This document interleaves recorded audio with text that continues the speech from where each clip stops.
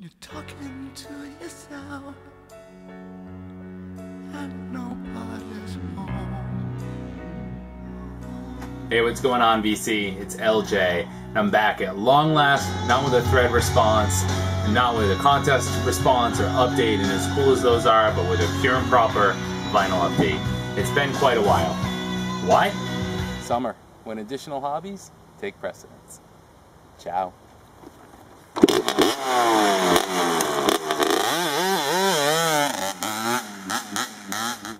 I have hobbies too, they're just not as crazy as LJ's.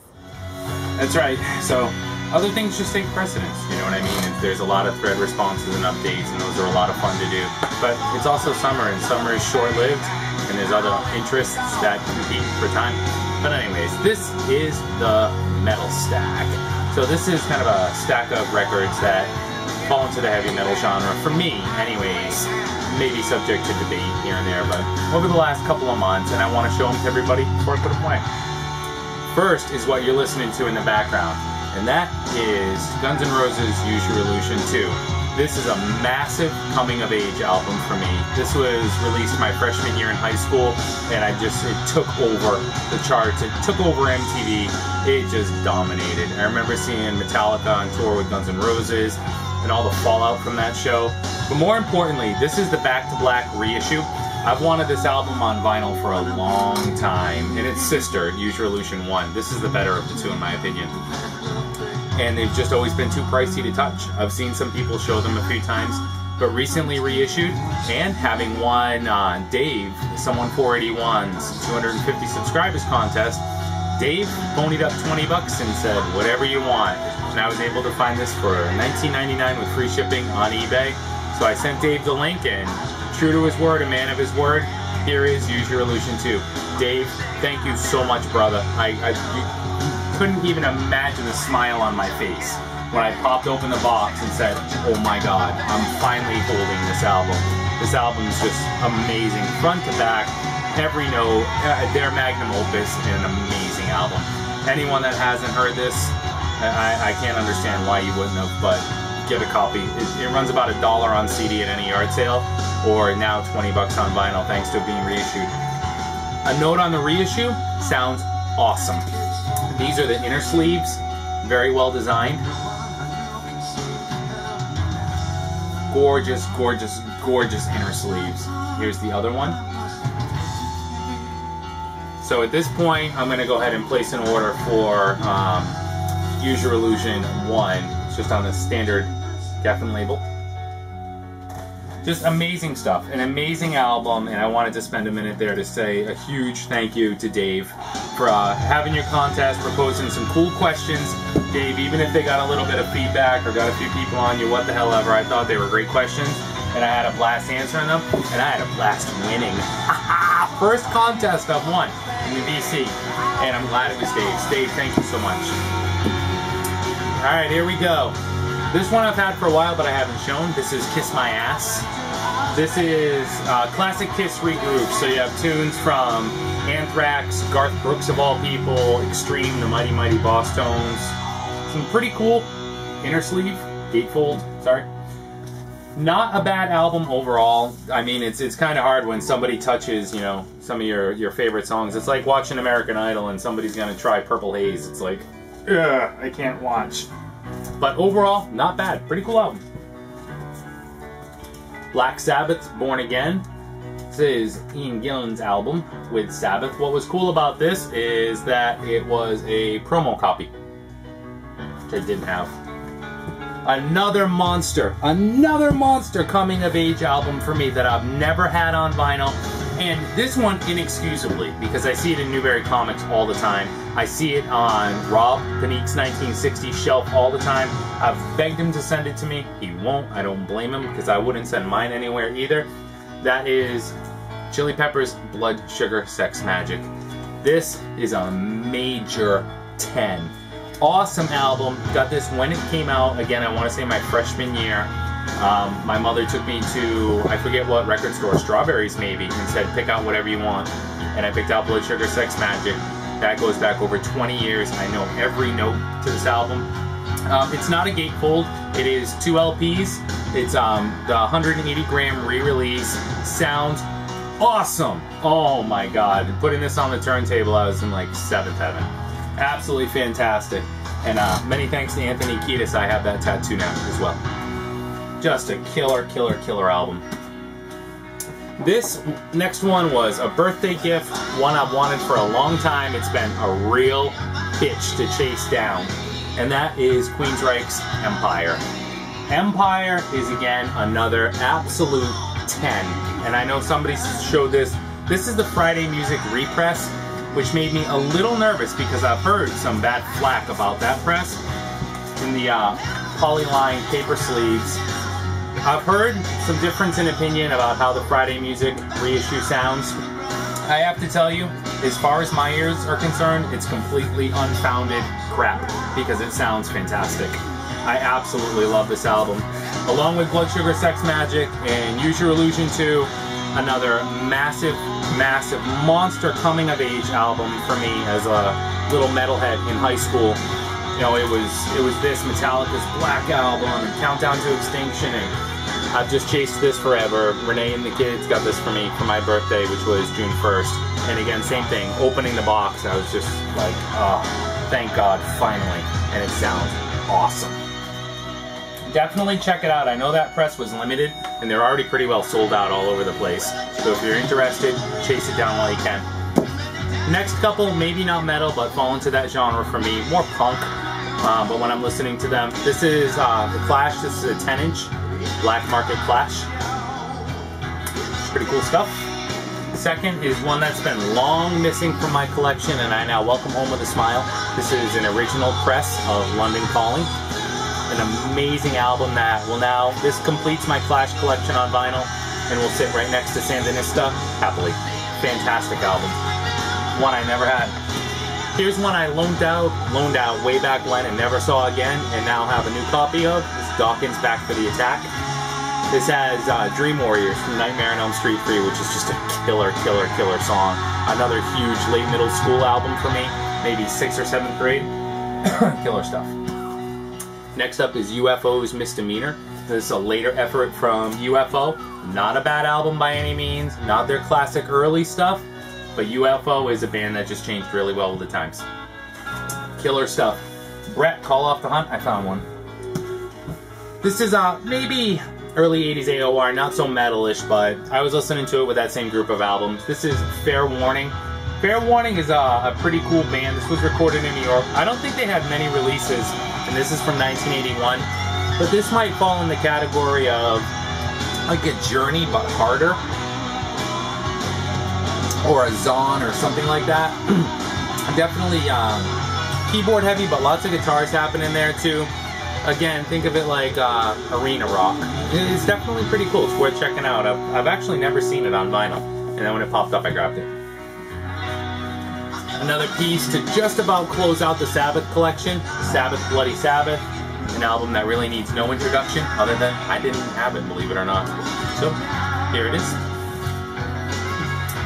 Another album I inexplicably didn't have, and just about closing out on Cooper now. This is the Alice Cooper Show. I am still hunting desperately for a copy of Hey Stupid. That would be another coming-of-age high school album for me on vinyl, but rarely see it other than Korea presses. So here's the Alice Cooper Show. Great album. These three just about bring me to a close on Blue Oyster Cult, and I just saw Laz's collection video of Blue Oyster Cult. So here we have The Revolution by Night from 1983. Yep. Pretty good album. I mean, as far as 70s rock bands heading into the 80s go, they did it well. Cultosaurus, Erectus. This is an upgrade copy. Mine was really, really, really, really, really sad. The jacket was terrible. The vinyl wasn't that great. Here's a fantastic upgrade. And back to back, here we go with the debut, Blue Oyster Cult. Amazing album. So this is where I kind of get stuck saying here's a metal update. It's at least a damn hard rockin' update and still a metal update here and there. I kind of just, it's all definition, but I wanted to throw it in while I was showing the new Blue Oyster Cult pieces. I am gonna shoot pretty soon 70s update video, rock video. I definitely came across a whole bunch of great 70s rock albums, some obscure stuff. over the last couple of months, and I want to show those, but I won't call them metal. Here's Crocus, Metal, Rendez-vous. Very cool early Crocus album with a seriously cheesy cover, but it's a Crocus album I didn't have. Let's swing back into some hair and sleeves with Icon. This is their debut. Icon's a fantastic band. If you're not familiar with them, this is just mid-80s hair metal, but not bad. It's not Poison bad or Teketo bad. Well, Teketo's got some cool stuff, but not fucking Trickster and shit. It's actually good. These guys can play. Here's Wasted with Vices, Pete Way of Fast Way. New band, Wasted. Wasted is a fantastic band. Really on the heavy side of hair metal, if there is such a thing. But these boys can play. Fantastic band. Well worth checking out.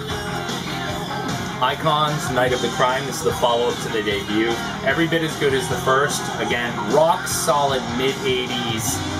Not hair metal, but it's got kind of that sound to it. But I mean, they're not, we love girls, hair metal. It's cool stuff. Cool stuff. It's not your girlfriend's hair metal. So here's Angel, and this is Angel's Sinful. Definitely a very cool band. Again, borderline late 70s, early 80s hard rock heading into heavy metal territory, but still a hard rockin' album. Here we'll head back to metal. So here's Slave Raider. This is, I'm sorry, What Do You Know About Rock and Roll? I swore I was going to remember that. This is a Slave Raider album I did not have, and Slave Raider is a killer band. If you're not familiar with them, you've got to check them out. Some German heavy metal. This is Bonfire, Don't Touch the Light. Bonfire is a killer band. This is from '86. So this is one that I've been looking for a long time and was so excited to find. Yes! I've wanted this on vinyl for ages. Very, very cool record. Very heavy. Definitely one to check out. Here we go.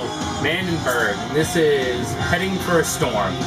Vandenberg is just, again, it's 83. I want to say it's kind of on line with Van Halen, but heavier. So it's still not quite metal, but way too hard to be rock. Hard to stick it in a class, besides it's just a kick-ass record. Here is another gem and kind of a recent, call it grail if you want to. This is Black Sabbath's Live Evil. I've had an original press for a long time that really needed to be upgraded. So this is the Rhino vinyl repress on 180 gram vinyl of Live Evil. Just an amazing album. Amazing album with Ronnie James Dio taking the reins at this point. What I've always liked about this is how all the different characters and things going on the cover mimic Sabbath songs. So here you've got the devil, right, and the angels. So there's heaven and hell. Let's see, what else can I remember? There's the war pig. So everything here just kind of, there's children of the sea, children of the grave. I always have to look on the back cover. So there's the guitar, so you've got Fluff back here. The sign of the Southern Cross is in here. So there's just all sorts of stuff. This guy in the straight jacket, I can't remember if that's Voodoo or here's a guy with all the muscles, so that's Iron Man. Just a kind of neat little piece of trivia about this. This cover is kind of, not haunted me, but it's been with me since I was 8 years old, and I kind of first listened to this, you know, my older brother's friend's house. So the reissue sounds fantastic, absolutely dead silent, except when Sabbath starts rocking, and that's how it should be. Love it. Another shot at closing out the Sabbath collection. This is Dehumanizer. Right, so, and again, this is the Rhino repress. I need to put that tag on the sleeve. This is the Rhino vinyl repress. Sabbath gets back together with Dio and releases an album. Again, for me, a high school coming-of-age album, and absolutely awesome. I picked this up for $7. Steal. I have 2 left. Let's see. This is Def Leppard's Mirror Ball, Live and More. I'm a huge Def Leppard fan. More so earlier than later, but I absolutely love the boys. So this comes with a download card, like many things do. And this is a triple LP. It's a live concert, and it also has 3 new unreleased songs from Def Leppard. Very, very, very, very, very cool. Kind of, when I knew this came out, I had to have it. And I think it came out I don't know, retail's been around like 38, 40 bucks. I did get it a little less expensive than that. Slight discount. There was a crease in the corner of the sleeve, which I kind of leveraged to get a bit of a discount.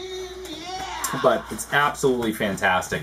Just has a killer set list, front to back. There's absolutely nothing wrong with it, except that one of the new 3 new songs is a sappy little ballad. And it's Kings of the World. It's terrible. But Undefeated kind of has that slang, let's get rocked sound to it. And it's all about Believin' sounds maybe hysteria-ish.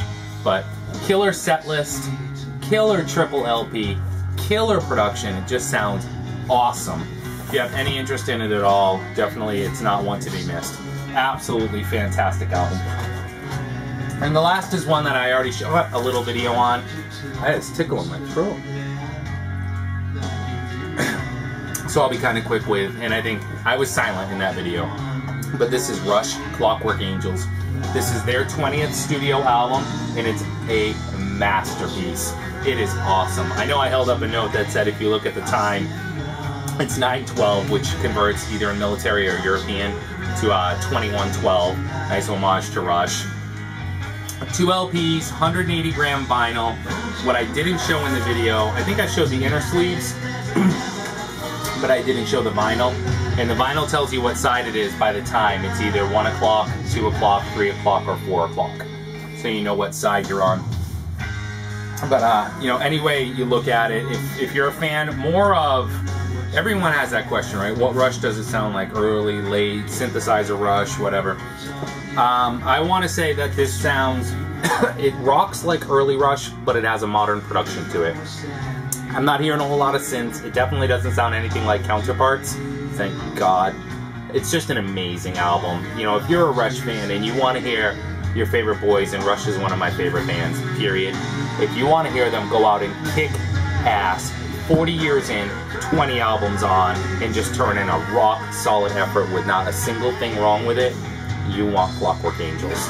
This just came out on June 12th. It's amazing. It's worth every single penny. I'm so happy I got it.